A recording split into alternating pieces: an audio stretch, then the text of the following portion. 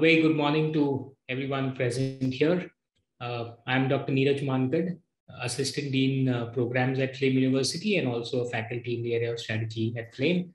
It's my privilege and pleasure to host the great panel that we see today here. Welcome to ConneXions, the series of webinars that connects the dots between various disciplines that Flame has been hosting for the last 1.5 years or so now.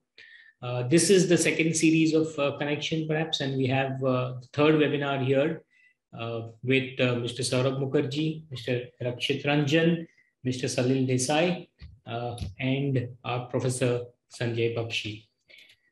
Very quickly, I'm going to walk you through a brief introduction about the three speakers here that we have. Although I'm sure all of you there in the audience know them very well, and I can see a large number of people who have joined us here on a Saturday morning. Professor Sanjay Bakshi is, we are happy to have him as a distinguished adjunct professor here at Flame. He is one of the country's best recognized profs in the area of value investing and behavioral finance, having taught at various reputed institutions for quite a period of time. He teaches in the true spirit of interdisciplinarity, which we look at in Flame. Apart from his role as an educator and academician, he's also been a practitioner of value investing in India. So, Professor Bakshi, thank you so much for Thank you. Thank you, Professor Mankad. Yeah. Thank you. I'm great to be here. Thank you, sir. Today is when we have also Mr. Saurabh Mukherjea, who is one of the founders of Marcellus Investment Managers, and he's also going to be talking about the book, as we all know, one of the best-selling authors, a couple of books that he's got, Coffee Can Investing, interesting books, you must read some of them. LSE alumni, he's also a CFA chartered holder. And Saurabhji, we are glad to have you here today as well. Thank you for coming over. Along with Saurabh, we have two of his colleagues. We have Mr. Rakshit Ranjan. Rakshit is part of the investments team at Marcellus Investment Managers, BTech from IIT Delhi. And he's got quite sizable amount of experience investing in UK and in India. And he, as I mentioned earlier, is another co-author in the book that we're going to talk about today. So Rakshit, thank you so much for joining us today here. Thank you, sir. We also have Salil Desai here, who's again a part of the investment teams at Marcellus Investment. And he's a chartered accountant and an MBA. And as you can mention, he's also managing some of the large portfolios at Marcellus. It's our pleasure again to invite you, Salil, here, and happy to have you on this forum today. Thank you, sir. A pleasure to be here, and honestly a little nervous to be with Professor Bakshi. Yes, all of us really are, but yeah, then I'm on that line with you as well, sir. So before we begin, just a couple of housekeeping rules for all of us here in the audience. The chat box has been disabled. So in case you have any questions coming up, and I'm sure a lot of you have a lot of questions, please keep them coming up throughout in the Q&A box. I will be curating the questions, and towards the end of the session, we will be asking the panelists to speak about that. You can, perhaps feel free to ask as many as you want, and we will try to revert those questions back here. All right, I'm going to give this over now to Professor Sanjay Bakshi. Sir, over to you. Thank you so much. Thank you, Professor Mankad. It's great to be here. I think this is one of the first things I'm doing at Flame University after joining Flame, so I'm especially excited about this event.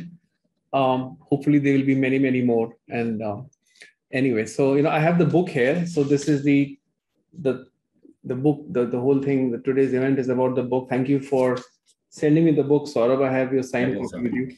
By the way, I also bought the Kindle version, which is more useful because then I can underline stuff and I can compare and contrast, make my own questions. So I think let me ask you, firstly, you've been a very prolific, author. You have written many books, and the ones which relate to this field, at least there are two books. You wrote The Unusual Billionaires, which was published in 2016. Then you wrote the Coffee Can Investing book, the Low Risk Road to Stupendous Wealth, which was published in 2018. Now, why are you writing this book? I want to start out by saying, why did you write this book? What motivated you to write this book? I mean, I did go through the table of contents of The Unusual Billionaires, and it has very similar names to what we see in the current book. We see a checklist, which is in the current book and was in the earlier book. So specifically, I have a few questions around this. Why this book? What's changed in your own thinking about investing since you wrote The Unusual Billionaires? Are there any changes in the checklists? How has your own thinking changed over the years? Right. So I think there's two sets of things which have happened to the core group of people that I've had the good fortune to work with over the last 10, 15 years. So I would call one of them, I would call it the demand side change, and one of them, sir, I'll call a supply side change, right? So let me start with the supply side change. The supply for people like us is the supply of stocks, right? So Rakshit, myself, a few of us started working on Unusual Billionaires 2014, 2015, right? And this whole theme of the country getting integrated, India getting networked, the highway network doubling in the last 10 years, broadband connectivity growing 50-fold in the last 10 years, right? Local passenger traffic growing 5-fold. GST hadn't yet happened. So the theme which is propelling economic progress in India, of the slamming together of the country, this whole theme wasn't as yet as advanced as it is today back in 2014, 2015, right? So as a result, when we wrote Unusual Billionaires 2014, 15, 16, whilst the core precepts that we followed on capital allocation, 10 years, 15 years of ROC, we still use those. Our own understanding of the power of that investment construct was a little bit more modest because the country itself was at a different stage of development, right? As the country gets networked and integrated deeper and faster, this investment construct that we are using of looking for companies with high quality capital allocation of deeper moats, the power of that investment construct is amplified. The power is getting amplified because of the changes in the external environment. And as the changes in the external environment are becoming clearer and clearer to understand in terms of the slamming together of the country, the integration of the country, this whole investment construct is becoming that much more muscular, that much more both easier for us to understand and easier for us to articulate to the public. So 2014, 2015, we had broadly the same investment philosophy, but our ability to understand the power of it was more modest because the external circumstances were different 7 years ago compared to today. So I would say that's the supply side construct, right? The milieu in which we are operating, the milieu in which we are looking for stocks has changed materially, and it helps us. The changes in the external environment help us articulate much more clearly in Diamonds in the Dust how the people listening today or people reading our book can make money. There's also a demand side change. Remember 2014, 15, 16, real estate was still booming, right? So people were still buying flats in Gurgaon and Noida or Lower Parel or Hinjewadi as if it was going out of fashion. And you could see that people reading our books were very much a minority. I remember whilst Unusual Billionaires sold well and Coffee Can Investing sold better, the reception of those two books was nothing like the explosive reaction that Diamond in the Dust has elicited. right? So you can actually see each book has sold better than the one before, because each book comes at a time when affluent India realizes buying flats and gold is not a clever thing to do. But back in 2014, woe betide anybody who told affluent Indians that please don't buy flats in Lower Parel or Hinjewadi or Gurgaon. It's not a clever idea. Because back in 2014, that was the received wisdom. You know, Asian Paints and HDFC Bank, that was for wimps. Real men bought, 6 3-bedroom flats in Lower Parel, right? So the demand side environment, the environment in which affluent Indians invest, has also changed in the last 6-7 years. Appreciation that real estate can has at best give you returns equal to the risk-free rate of return, right, has gradually grown. And appreciation that if you really want to compound your wealth in real terms, after inflation, if you want to compound your wealth in real terms, appreciation has grown. I'm not sure it's fully there yet, but it's grown compared to 6-7 years ago, that you do need to invest in high quality companies if you want to compound your wealth in real terms. So both the supply side and the demand side environment, 2014, 2015, when we were writing Unusual Billionaires, is different from what it is today. And hence we thought that a deeper dive into this theme is merited again. So what you're saying, if I got this right, is that the demand has changed and the supply has changed, but Saurabh hasn't changed. Is that right? Nice of it. Not only Saurabh hasn't changed, the team of people we work with, we're also much the same for 17 years now, right? Same team, 17 saal se kaam kar rahi hai. The world changes around us. Now, where we have been lucky is the world changes in the way we find it useful for us to change. Changes have been favorable for our philosophy, right? What will be very interesting is if over the next 10 years, the changes in the broader environment are unfavorable for our philosophy. Money in next 10 years, crony capitalism goes through the roof, right? Will be interesting to see where will we be able to write a book about that as well. But last 6-7 years, the world has changed more or less along the lines we thought it would, but didn't quite have the courage to believe 7 years ago that it would. So would it be right to say that your original philosophy of investing in good businesses run by good people is still valid, and there is nothing in the new book which contradicts anything that you've written in the previous book? You're only building on what you have learned over the years. And this is very different from my own experience as a teacher, because I've started teaching in 1998 or 99. And over the years, my philosophy has changed dramatically over the years. Of course, when you get to the quality dimension, then there is not much to change. And I recall when you had come to my class in MDI, you said something very controversial, which has already been repeated in this book as well, which we'll come to later. So I seem to come to the conclusion that you are still the same guy, but you are just developing more frameworks to apply what you already knew. Is that right? So great point, sir, and point that I have dwelled upon a fair bit over the last couple of years, especially courtesy COVID staying at home gives us all of us time to dwell upon.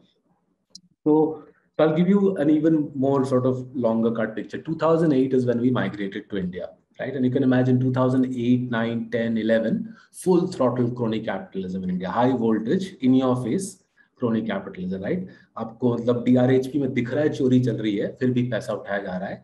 You go and tell fund managers, देखिए DRHP में चोरी चल रही है. Fund managers is like, so 2008, 9, 10, 11, we were new to the country. We were, I mean, the crony capitalism was so in your face.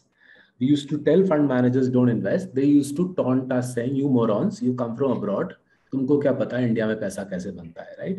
So that's when the conviction started forming that this can't be right, right? And that's something that we've always believed in. Investment convictions. It's very interesting. Investment convictions arise as much from your personality and your persona as from a cold, calculated analysis of mera paisa kahan pe banega, right? And those first 2-3 years, right, a lot of shouting matches with famous fund managers of that era. Many of them are thankfully retired today, taken out of decommissioned from service because of what they did to investors' money. So 2008, 9, 10, heated discussions with fund managers who were absolutely insistent कि मैं तो डालूंगा boss चोर के company में पैसा, right? And he would show him, he would say, मैं मानता हूँ, दिख रहा है कि चोरी कर रहा है, but फिर मैं भी डालूंगा, right? So that was the era in which our principles were forged. That whatever we're going to do in this country, we will try our level best to make sure that our money and our clients' money are not going to be invested with crooked people, right? Now, it was all very well for us to say that. And for a few years, we did wonder कि India में future है या नहीं हमारा, because you could say that I'm not going to invest in crooked companies, but crooked companies rule the roost. Sorry to interrupt, but I have to be a little brief on this because I have a long list of questions. Sure, and we are number one. Sure. So the premise with which we began was we would figure out a way to make clean investing work in the country. Mm-hmm. So obviously begin with forensic accounting to identify the clean investor, the clean list. But uske baad, figure out a way amongst cleaner companies to identify high quality franchises. Mm-hmm. Right? And that's the journey that we have followed in the last decade or so. Take a list of clean companies and within that filter down to a list of high quality compounding machines, and both unusual billionaires and in a way diamonds in the dust even more so is getting deeper and deeper into that subject. How do you identify not just clean but very powerful compounding machines, and how do you make sure corrupt companies don't take your and my money? Got that. Okay, now about the title. You call this book Diamonds in the Dust. I was curious, why diamonds? What's the relevance of diamonds here? Salil Desai worked very hard with Penguin and the team on the title. Salil. Okay. And why dust? Salil, tell us why diamonds and why dust? Because the way I think about dust is it's hidden, right? So my question, very pointed question to you is that are the diamonds in your book truly hidden? And if so, in what sense? Right. No, that's a great question. We like Saurabh was saying, we debated on this for long. We started out with something very different and ended up with something else. We had two shortlists. There was diamonds in the dark and diamonds in the dust. Right? Diamonds in the dark are diamonds. Okay, let me digress. Diamonds need to absorb light to reflect light, right? So in the dark, obviously, you wouldn't really spot these diamonds. So yes, to your point that these are in a way visible, but these are kind of confused, or it's difficult in general to separate out what is dust and what really is the diamond in that dust, right? So we want to take the dust out, which is I think the first part of the book on what not to do or where not to invest, and then pick the diamonds, which is the second part of the book about where to invest. So my question in the case is, I'm referring to the examples in the book. There are a number of examples. So I was just wondering whether there is a sort of consistency in the title and the examples. I got the point that what not to do, you've covered that beautifully. And of course, Saurabh has done really good work in the forensic side and, how to get rid of potential, booby traps. Right. So that part is understood. My question is the examples and the title, how do you correlate? Right.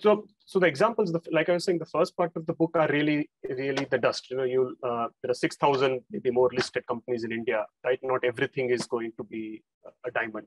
So the idea is to filter out the dust first, right? And then from whatever remains, you choose the diamonds. So this is ideally a process or a journey towards doing this and then finding those diamonds.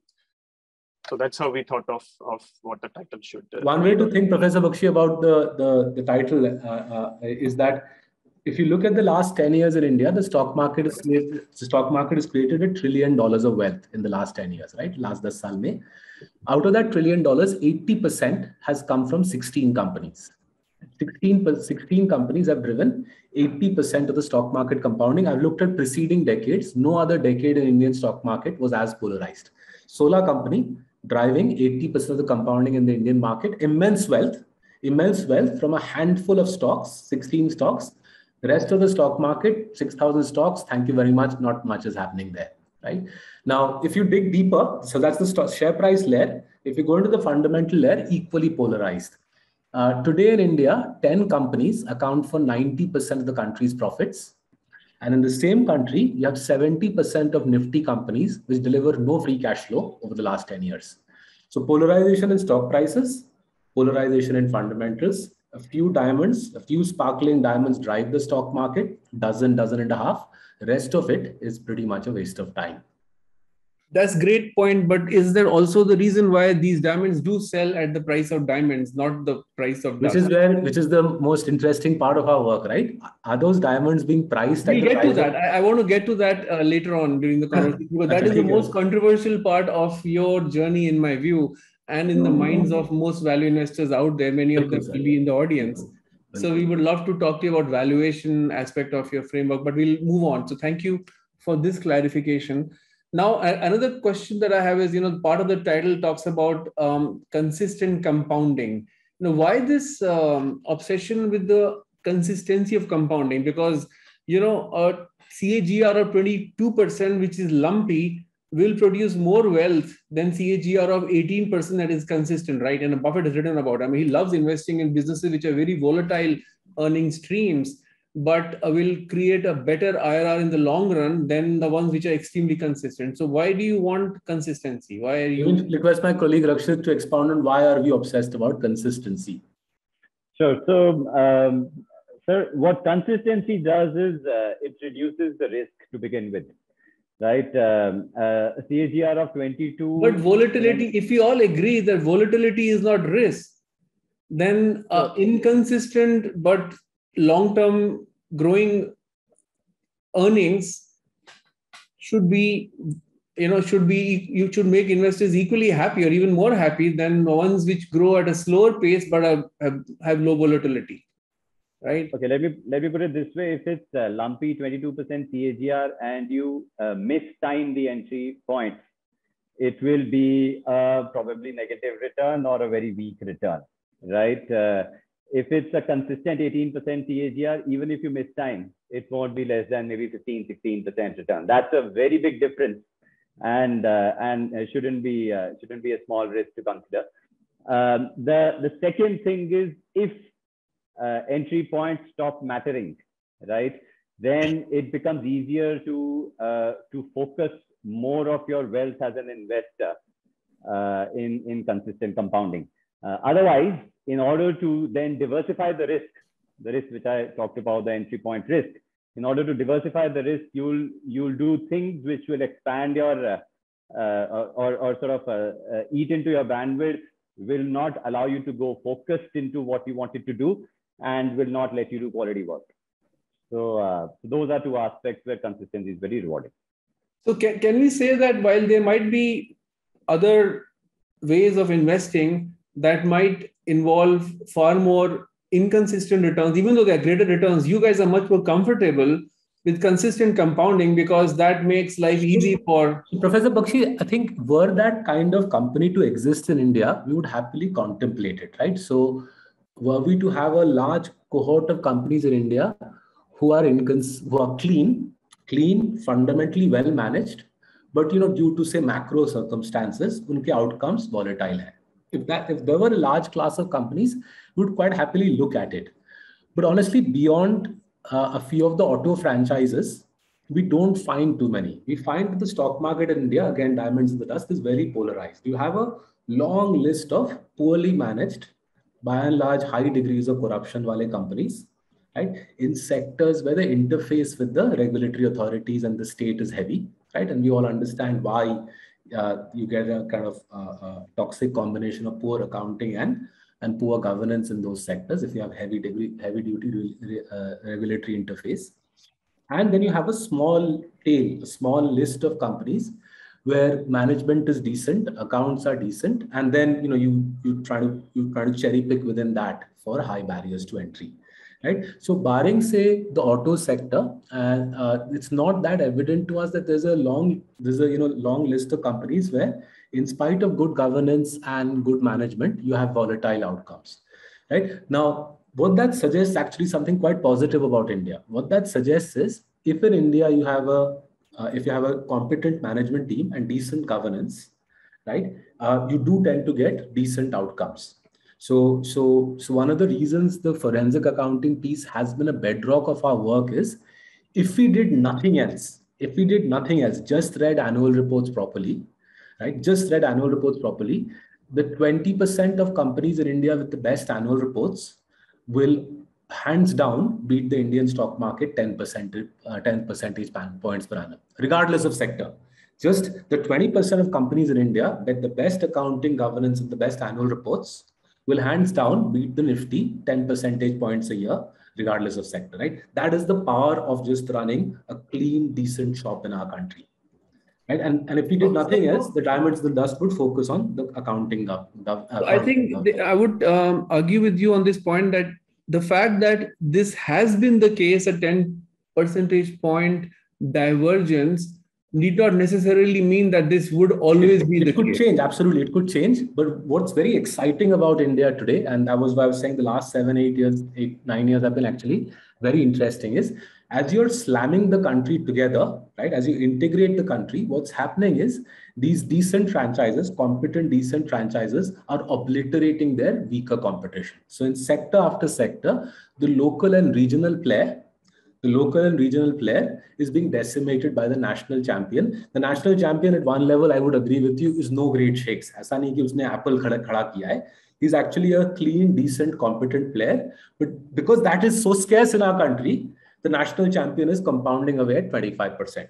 No, sorry. My point was different. My point was that the fact that clean companies over time would do better on fundamentals is a given. I mean, I get that. A big part of the governance is that you will get clean management, clean companies, clean accounting, all of the things that you've done a lot of good work on, and that will produce good fundamental returns in the sense the earnings, the P&L and the balance sheet and all those, and the cash flow statement. But to say that they will continue to outperform Nifty 10 percentage points in the future is basically making a claim on forward returns. So that we can do mathematically, Professor Bakshi. So one of the good things about talking to you rather than other people who talk about P multiples is we can do the maths here. If I have a business whose return on capital is say 40%, right? Assume cost of capital 10%, 15%, keep the math simple. Free cash flow, therefore, will be in the vicinity of 30%. Now, depending on how much the promoter wants to pay himself, he takes a dividend out. What you see with these sorts of franchises, where ROCs are around 40, the reinvestment rate back into the business will be around 50% of free cash flow, sometimes even as high as 80%. Right?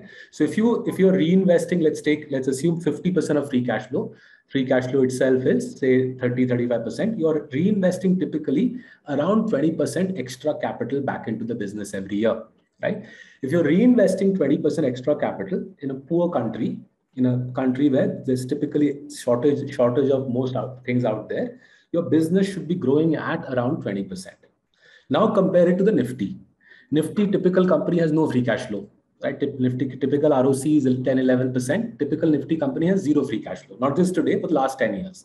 So typical Nifty company actually has no resources to reinvest back in. Their typical protocol is call up a bank or the bond market and borrow money.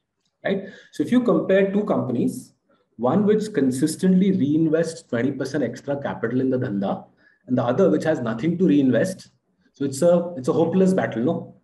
Hence that's fine. I get that. See, that's not the issue. I'm talking about stock market returns. I'm not talking about earnings growth. Stock market returns. So if you compare two companies, Professor Bakshi, one consistently growing 20 percentage points faster than the other, then the share price returns will not be 20% divergent. The share price returns will be at least 10% divergent. And that's how simple it is in India at this juncture. A decade out, it could get more complicated. But at this juncture, it is night and day between franchises which have no moats, no cash flows, no reinvestment, account for 70% of the weight of the Nifty, account for bulk of institutional money going in, and franchises which have high moats, 40% ROC, consistent heavy-duty reinvestment back into the business year after year, and therefore compound earnings. The fundamental business compounds 20% faster. Share prices therefore compound less, say 10 percentage points faster. So that point is well taken, that on a fundamental level, these companies will do far better, and therefore, you should not invest in poor businesses. That is good.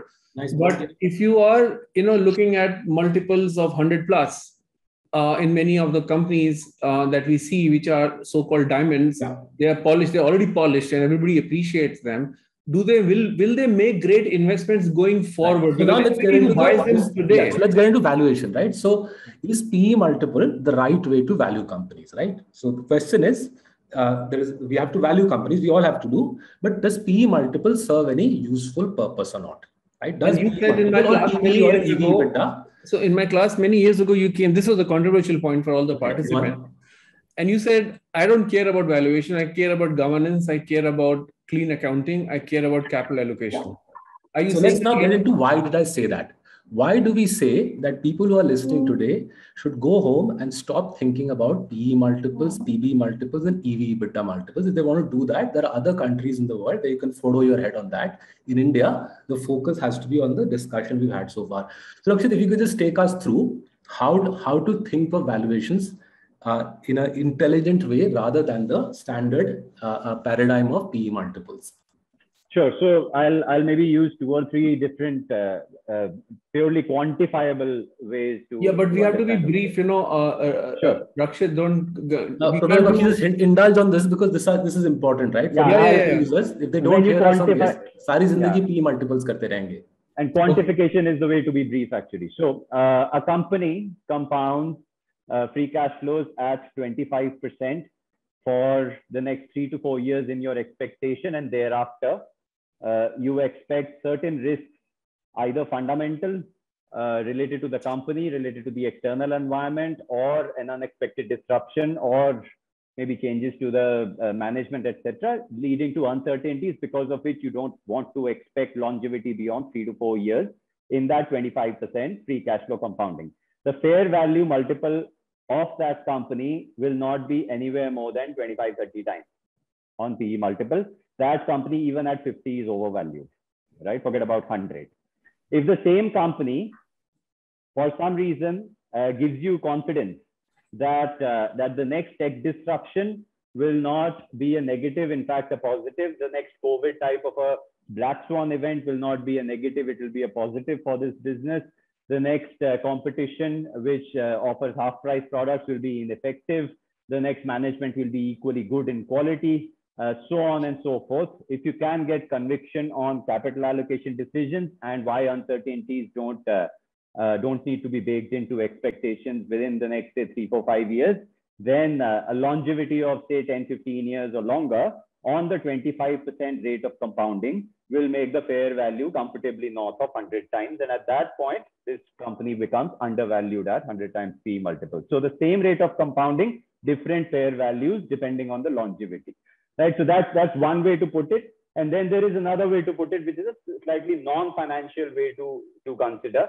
A PE multiple of let's say 100 PE company, if it goes down to 50, right? Even without a moderation in 25% rate of free cash flow compounding, then there is certainly a market event that has led to probably the whole wave falling down, right? It's not going to be the case that here the PE compresses, but somewhere else you have the opportunity to expand PE for some reason, right? So that's one thing.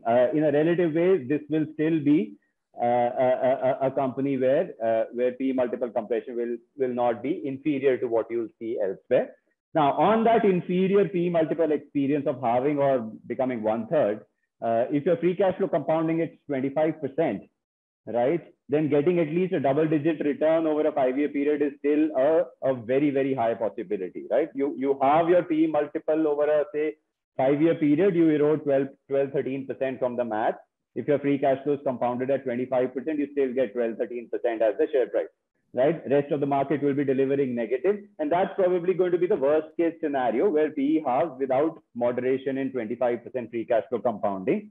And if that is a sort of a market crash, you wait it out, you will be back to about 25% share price compounding. And Professor Bakshi, there's no great secrets we are revealing to people here.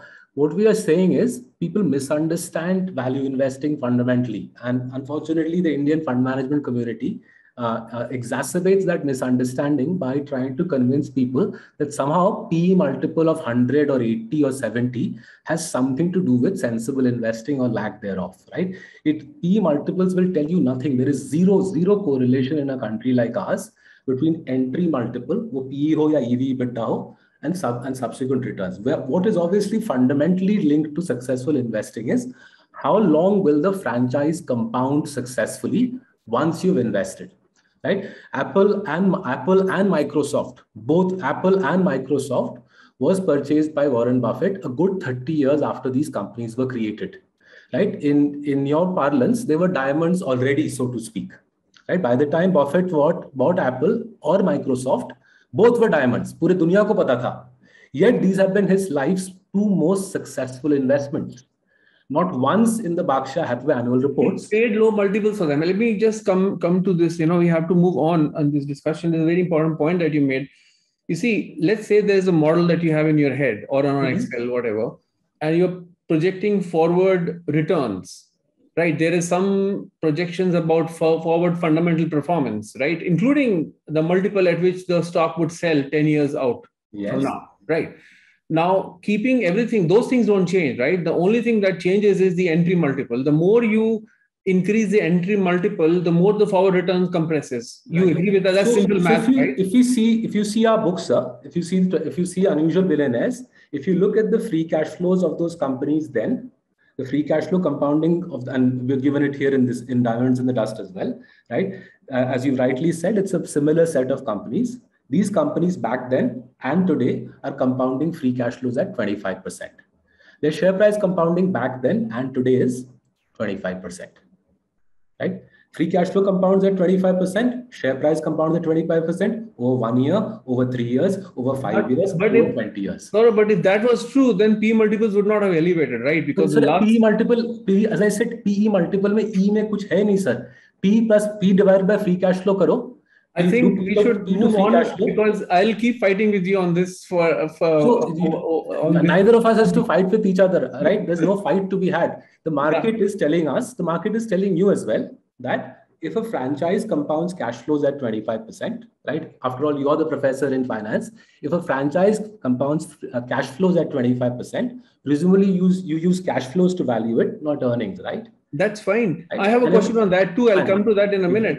But you see, that the fact that you should pay up for these businesses is well understood. These are worth more than the average company. They are certainly worth far more than the nifty companies which are cash consuming, have poor governance in your mind, and poor accounting and so on and so forth.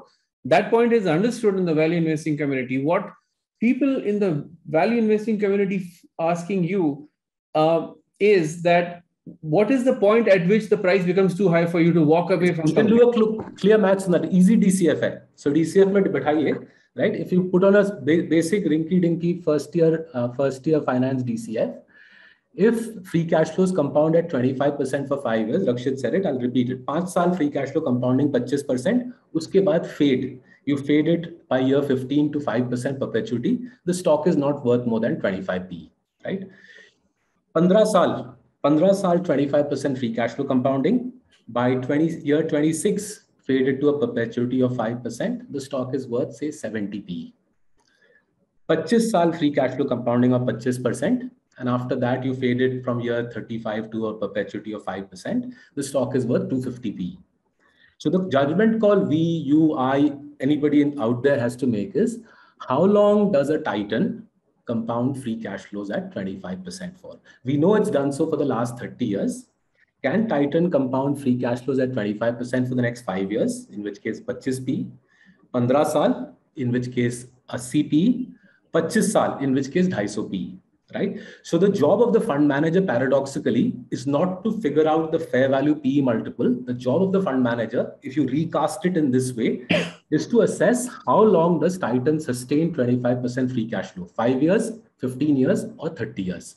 Okay. Right. And that's a far harder question to answer, which is why no fund manager wants to answer that question.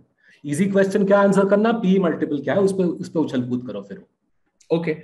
So and one more, since we talked about you refer to the term free cash flow a lot. One simple question that I have is that, Buffett has this concept of owner earnings, which is different from free cash flow. There are a lot of great businesses out there which have negative free cash flow because they're investing for the future, and their capex sort of exceed maybe over a period of time, maybe 3-4 years, far more than the operating cash flow. So they have negative free cash flows. Would they be excluded from your screening process as cash consuming businesses? And if so, why would you exclude such great businesses? Right. So So there are businesses which make it through. So for example, let's take a Delhi-based franchise which made it through, even though it's only, which made it through in our framework many years back, even though in the free cash flow framework, it's only in the last couple of years become robustly free cash flow positive. So just to be clear, the selection mechanism that we have, the first layer, forensic accounting, does not focus on free cash flow inordinately. It basically focuses on things like cash conversion. Are you converting operating profit to operating cash? It looks at things like how are you provisioning for doubtful debts and so on. Right. So forensic accounting, you can come through even if your business is free cash flow negative. Right. The second layer on capital allocation. What we are looking there is return on capital above cost of capital over 10, 15 years, right? So even if your free cash flow is negative, if your ROCs are say 20% and thereafter, the 20% and upwards, you will still make it through our second layer, right? The third layer is comparative advantages. And I agree there at the comparative advantage layer, an easy test is, does the franchise generate free cash flow? Courtesy the work that Rakshit and our analysts did, we figured out a good 7, 8 years ago that Relaxo wasn't consistently free cash flow positive, but it was building a formidable franchise, especially in Northern India, in low-end footwear, right? So if you see a franchise typically in our country, typically a diamond wala franchise, the first 10 years of its existence, as you're rightly saying, Professor Bakshi, free cash flows will oscillate, positive, negative, because you'll have to do OPEX. So typically Relaxo would put up a factory every other year in Bahadurgarh. Obviously, jis saal factory aayega, us saal free cash flow negative hoga. So what Rakshit told us is, look at it over 5, 6 years, and you see that he's generating cash, reinvesting cash, right? And therefore, we don't have to be worried that corruption ho raha hai, Lalaji chori kar rahe hai, because you can see the steady pattern of generation and reinvestment, right? And I think over the last 10 years, they put up 7 factories in Bahadurgarh. What you do see with these diamond type franchises, once they become say 15, 20 years older, even though the capex stays very strong, the business becomes robustly free cash flow positive, right? Where we worry about Indian companies is franchise is 40 years old, dhande mein abhi bhi paisa nahi banta, right? No, what I'm asking is that is your tilt towards businesses which are not capital intensive, which can fund all growth from within the free cash flow, so they almost never will be free cash flow negative, and you would almost always exclude businesses that are capital intensive and even though their internal IRRs are very high, they would momentarily, even with borrowed money, they will have to stretch out and expand and borrow money because the internal cash flow is not sufficient to fund a very lucrative expansion plan, and it will take 4 or 5 years. So you would stay away from those businesses. And basically, we will look at the promoter's track record of capital allocation, sir. Okay. If we see that the promoter has historically allocated capital, burnt capital, then generated free cash flow, we'll say we'll give the fellow the benefit of the doubt that next venture may be kar payega. But as I was saying, you find those franchises few and far between in our country. You typically see serial destroyers of value, decade after decade, plowing through shareholders' cash and lenders' cash. And you as a shareholder are left believing kab aayega promised land jab Seth ji humko free cash flow dikhayenge. Got that. So you move the shift gears a little bit, and there are parts of the book which I really like when you talked about. You don't use the word baseline information, but you talk about basically the statistical odds of certain things is very low. For example, inorganic growth, or expansion overseas. But there are once in a while exceptions, right? For example, in your book you mentioned that Pidilite at one point of time did a French acquisition, yeah, which was taking away 112% of the free cash flow. Yes. So my point is, if you own that stock then, and if this happens, you already are negative on businesses because of what you did in the book, which want to go on expansion spree outside the country or which are going into diversification mode. And here is a company which you like, you own it, and now it's doing this, is gone out, and it has consumed 2% of the free cash flow. Would you sell, or would you be more? A lovely question, beautiful question. This goes to the heart of what we have to do. So Salil Desai has thought very deeply about this using something called the Ansoff metric. So Salil, over to you. How do we think when promoters that we have invested in take the free cash flow and do a big bet outside their core market? Which is the bet that you would which you are normally against? You have written about that in your book, right? That I don't like unrelated diversification. I don't like foreign expansions. They almost never make money. What will we do? Yeah. So we try and look at these expansions in two ways, or these capital allocation decisions in two ways. One is that where exactly is the money going, right? Even if it's, let's say, a foreign diversification, ideally we would not like it. But is it in, say, a similar product line? At least you know something about it, which gives you a geographical expansion. Or is it in a completely new area where these guys have absolutely no experience, no bandwidth to manage, and so on. But in addition to this, I think more important is this: how much capital is actually being committed to this. 100% of free cash flow is actually, it's fine. It's still internal accruals that you are investing this from. If this expansion is being done, or this acquisition is being done, let's say, by borrowing on the balance sheet, right? It's a leveraged transaction. Then the risk of the transaction increases multifold. And that is what would worry us, right? So there have been another example, let's say, of Tata Steel, right? A great company, well managed, clean, everything is fine. But the Chorus acquisition really put the balance sheet under severe stress. So that is something which I think since you're on the Tata thing, I was actually quite surprised that towards the end of the book, somewhere you've written that Tatas know how to build businesses, So I was thinking, on one hand, Saurabh is writing, I don't like. Let me balance. If you see that, I have a pointed question.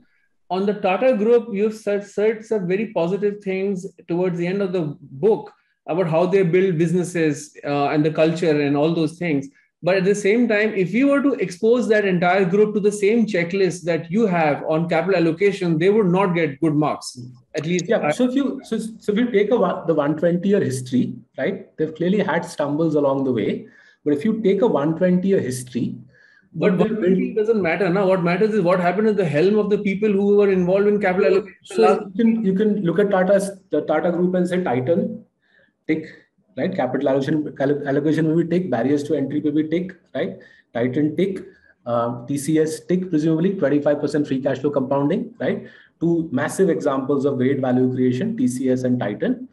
Tata Steel, question mark, and our verdict on the Tata Steel Chorus episode is clearly given in the book, right? Tata Steel, question mark. Tata Power as well, I would say, question mark. Some of the Tata Power capital allocations also, look quite strange.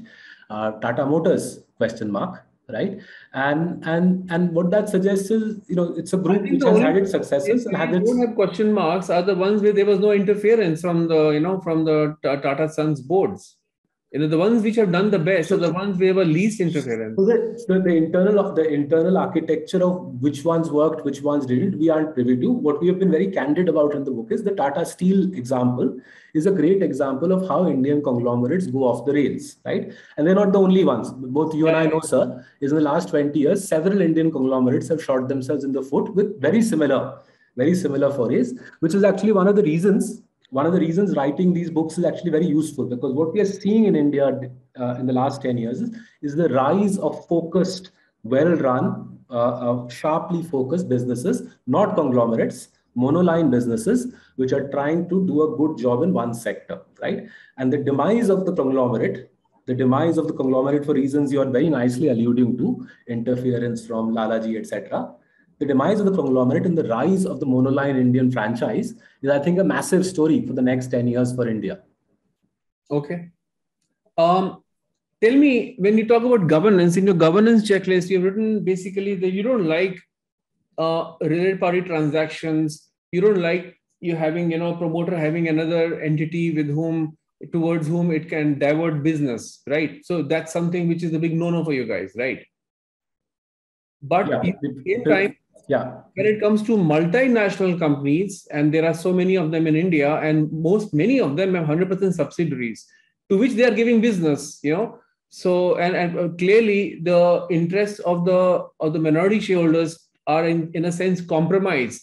And so my question is, how do you deal with that? Because on we work very hard on that. So it's a super question. So wherever we have an Abbott, you mentioned Abbott specifically. Yeah. So if you see the Abbott ka dusra business, this is basically the acquired Piramal business, right? Acquired Piramal business from, I think, 2010. I think they acquired it 2010, 2011, aisa kuch tha, right? Where Piramal Saab himself had cobbled together 4 or 5 businesses, and Abbott acquired them in 2010.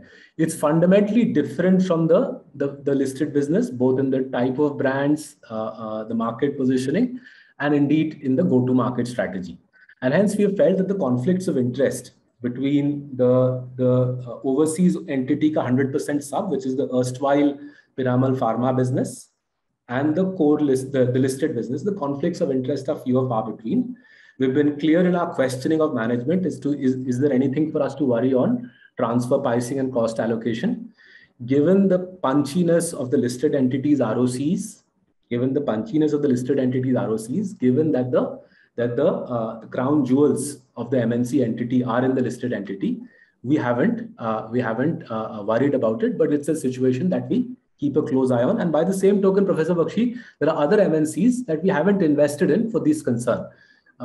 Example. But my question is a very different, not to you, and generally as an observation of corporate behavior. Do you think there is a prejudice against Indian promoters who have these entities with whom they have transactions, and sort of people or market participants tend to overlook these risks which exist in MNC companies as well?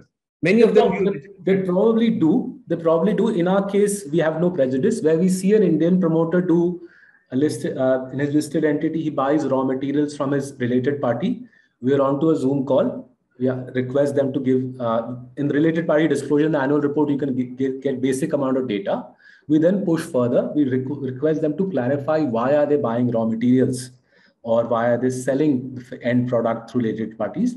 So we tend to take a fairly dispassionate approach to both foreigners and Indians. If you ask me generically, is there a bias against Indian promoters on the part of foreign investors on this subject? It might well be that there is. Okay, so next question. I know you like jockey a lot, but I have a different kind of a question, different kind of a jockey, horse versus a jockey. Horse being the metaphor for the business, and jockey being the driver of the business, the guy who runs the business, the guy who controls the business. So as a minority shareholder, you are really worried about the horse as well as the jockey. I just want to ask you, one, which is more important, horse or the jockey? And when you think about the jockey, the manager, how do you distinguish between various kinds of majority shareholders, and specifically the President of India, family-controlled businesses, and MNCs? Right. So Rakshit, can you take the first part of that, which is jockey or the horse? Kaunsa more important? And I'll take the different types of jockey wala question. So both are equally important. A great horse without a great jockey won't work, and a great jockey without a great horse won't work. Both have to be trained, and it should be the case that the same horse run by a replacement jockey should be able to do the same job, and the same jockey on a different horse which has had the same training, as in one product versus another market, etc., should be able to do equally well. So that institutionalization is required at both ends. Okay. Professor Bakshi, on the question of what type of jockey, I have to confess that when you and I, you kindly invited me to that class in Gurgaon 5 or 6 years back. At that time, our thinking was very much, we want to invest in companies with professional management teams, right? Hamare dimag mein kuch tha ki professional management team is some superior thing. Over time, we've realized whether it's a professional management team or a promoter management team, what we are looking for is 3 sets of things. We're looking for a high degree of delegation, right? So now the first layer of Marcellus checks on management is talking to zonal management, one down from the C-suite, and understanding level of delegation. The more centralized it is, the more in trouble we are, whether promoter runs it or executive runs it. Second is level of grooming of the next generation talent. 10 saal lagta hai ek C-suite ke bande ko banane mein. We want to invest in franchises where the next generation gets groomed rather than getting headhunted. And the last layer we are looking for is companies where the board of directors can stand up to Lalaji and say, we disagree with you on this move, right? So we moved away from our caricatures of executive management versus Lalaji management to a more nuanced construct. Okay, but still, Government of India is a no PSUs. The construct I just gave you doesn't work there, no? Wahan pe to upar se hukum aayega, right? Okay, fine. So I think this is great. So I think I have a message from Professor Mankad telling the professor to shut up and let other people ask questions from the authors. So I will take a break now. Thank you, sir. Thank you. I'm Sorry to be, coming in between this fascinating discussion. And to be frank, I wasn't sure that the time went till the time Anju actually pinged me up and said, "Hey, what are you doing? It's time now. We're reaching 12." But if all of you are okay, maybe we might extend it by another 5-7 minutes. Sure, happy to take some audience. accommodate- But that was a lot of fun, Professor Bakshi. बहुत मजा आया. Yeah, but I have so many more questions to ask, but we ran out of time. So maybe another day. I think, yeah. I think there are some interesting questions. In fact, we've got over 50 odd questions that I could perhaps see here on the chat box. And, many of them have been answered in some form or the other that when you answered here. But I'm going to not pick specific questions which are either related to the fund or to them. Just going to take a look at the book related questions and things around that. So there's a great question by Bhavik Thakkar, who says that if I haven't read any of the other books that Saurabh, you've written, will this book be beneficial? Will I be able to understand this particular book? I think it's So look, Bhavik, if you're trying to figure out your own wealth management, right? You're trying to figure out your own wealth management, not just equities, broader wealth management, then Coffee Can Investing is a simpler book to read. If you're trying to figure out equity investing, right? How to enter the stock market or how to invest in, say, funds. If you're trying to figure out equity investing, then Diamonds in the Dust is the book to start with. Thank you. I think there are a couple of more questions on the book area. I will just take a few of them there. But Riham has asked a question about again reading an annual report, and he's trying to figure out how. And I'm using Riham here because many of our students who would be here in this webinar would also be wanting to know that is it a necessary skill, and how do we if we don't have a background in finance, how would we go ahead? We have all four of these. Yes, I think I'm afraid reading annual reports is a necessary skill for equity investing. You shouldn't be buying stocks if you don't read annual reports. I mean, you can do it, but then you'll probably lose all your money very quickly. Now, Saurabh, on that front, just tell us, the annual reports are getting bigger and bigger and bigger, and SEBI is making them. What parts of the annual report you can safely leave out reading? Right.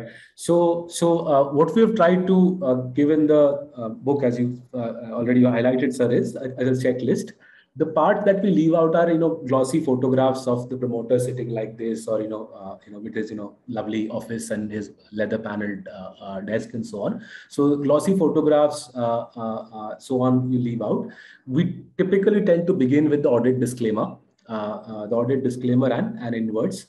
What we have done in the book is not only given a checklist for professionals or semi-professionals to use, but also for people who have no accounting knowledge. Right? A lot of people tell us, "Humko accounting nahi aati, annual report nahi padna." So what we have said is, even if you don't know accounting, we've given in the book a simple set of things you could do to start getting familiar with annual reports. Right? So 3 basic things to look for if you don't know accounting, but you're keen to learn how to begin the journey of reading annual reports. Firstly, just open the audit disclaimer. Right? Audit disclaimer accounts का पहला page होता है. Audit disclaimer accounts का पहला page होता है. And when you look at the audit disclaimer, look for the auditor basically saying, "I haven't done the work here. Somebody else has given me the numbers, and I have basically signed off." Right? To be fair to Indian auditors, even the naughtiest of them say this quite clearly. Right. So, one of the reasons we were astonished at what's happened in, say, Cox and Kings, Amtech Auto, Crompton Greaves is the annual reports were so crystal clear for so many years as to what's with those 3 case studies and one more, I think, Manpasan, you covered that very well in your book. Thank you, sir. Thank you very much. So audit disclaimer padhega. The Indian auditor, God bless him, is actually very honest when he tries to help the promoter do naughty things, right? Secondly, every annual report में company के board का नाम होता है. Look at the names of the board directors. By law, the promoter is obliged to tell you how many of the board directors are his relatives. Right? If the board is packed with relatives, and also if the rest of the board looks to be his friends and community ke log, steer clear. Right? A board which is packed with relatives and friends of the promoter is a recipe for trouble, right? Again, you don't need to be an accountant to figure that out. Third thing, and this is slightly technical, go to the cash flow statement, right? Cash flow statement clearly headlined hota hai, ek page hota hai. Operating cash flow is the first part of the cash flow statement. Investing cash flow is the second part. If you find that operating plus investing cash flow, दोनों figures add करके last 3 years consistently below zero आ रहा है, be careful, right? This is the free cash flow debate Professor Bakshi and we had. If you're a newcomer to investing, I would suggest steer clear of companies जहाँ पे CFO plus CFI, operating cash flow plus investing cash flow below zero आ रहा है year after year. And the last thing is there is a section called related party transactions. Right? By law, the promoter has to disclose this. If that section looks to you to be inordinately long, steer clear. Related party, free cash flow, audit disclaimer, and board of the company. These are 4 basic things. If you just check these 4 things for the last 3 years annual report, you're going to achieve 60-70% of the value of a proper forensic audit. If you can learn on accounting, then great. If you can't, then at least do this basic stuff. And if you find itna bhi nahi ho pa raha hai, then find a fund manager. Great, thank you. Professor Bakshi, you had something to add. I was just saying that I've noticed that simplest businesses, the ones which are run the best, they have the thinnest balance sheet. The annual reports, actually you should weigh the annual report itself. The bigger it is, the more complexity, the more subsidiaries, the more audit this thing, the more the more the related party transactions, the more the pages it will occupy. Simple businesses, simple, well-run, focused businesses tend to have smaller annual reports. Great, yeah. I'm going to take perhaps one last question, and this is a very interesting question from Sahil Patel, and I'm leaving this open for all of you to answer. What are the 3 top books that you would read if you were deserted across an island? And Professor Bakshi has to opine on that first. It's a very tough question for me. I will take a pass because every year I find so many books. I'll take a long time to even think about the answer. I can send Sahil a list separately, or I'll tweet about that. Great. Salil, would you want to help Sahil? 3 books, I think there are many actually. Most of them, if I were deserted on an island, I would like books which are more self-affirming, more life lesson kind of books. And there's a long list there. So like Professor Bakshi said, there's it's difficult to bring it down to 3. But I only read one book then, because how to get out of a desert island. Ranjan is something to keep me going. That's all. Okay. I'll give my quick three quick choices. 3 of our favorite books, which have helped us become, if not wiser investors, perhaps marginally better investors. William Thorndike, The Outsiders. Outstanding book. I think वो जितनी बार जिंदगी में पढ़ोगे उतना मजा आएगा, उतनी value मिलेगी. Not Warren Buffett का newer biography, the 1991, Roger Lowenstein, Warren Buffett, The Making of an American Capitalist. Right, this is probably the best book written on the great man, Warren Buffett, The Making of an American Capitalist, and a book which has helped us, shape Marcellus, think about how an investment management business should be created is our guru Sir John Kay's Other People's Money. Other People's Money, I think 7-8 saal purani hai. Just brilliant book from John. Every page you can read thrice and you just keep learning from how John has explained how the global financial system gives the public a raw deal. Other People's Money by John Kay. Thank you.